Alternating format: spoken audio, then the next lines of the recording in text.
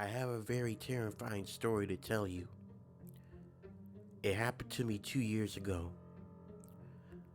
I just moved out of my parents' house and I purchased me a new house. It wasn't too far from where my parents lived at.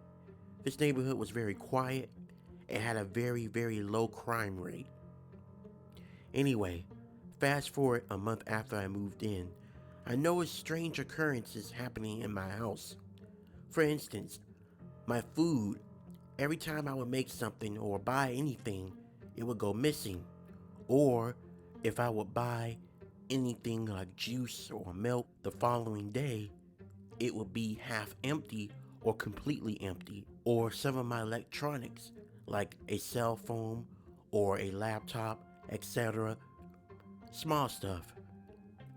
I thought maybe I was just losing my mind or may have misplaced some things. But here comes the scariest part. One night, when I was asleep, I heard some commotion downstairs in my kitchen.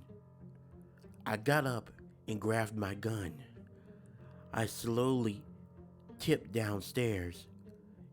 Now, I'm not gonna lie to you, I was a little nervous and a tiny bit scared because I didn't know who or what I was gonna face when I got to the kitchen. And boy, was I right to be scared. When I got down and I went into the kitchen, I saw a very large man with a butcher knife and an axe. Suddenly, the man turned around. He had the eyes of a killer. He had yellow crooked teeth. He had long stringy black hair. And the minute he saw me, he picked up his axe and charged towards me. I had no time to think, so I raised my gun up and shot him twice. After I shot him, he fell down to the floor and rolled around in agony. I called the cops, and 5 minutes later, they came. The man survived the 2 bullet wounds I gave him, but he had to be rushed to the hospital.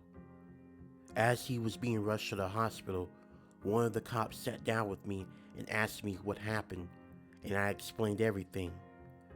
Another cop, who was looking around my house to make sure everything was okay, told me the man was living in my attic, probably before I moved in, which that was very scary. But what was even worse is what he told me after.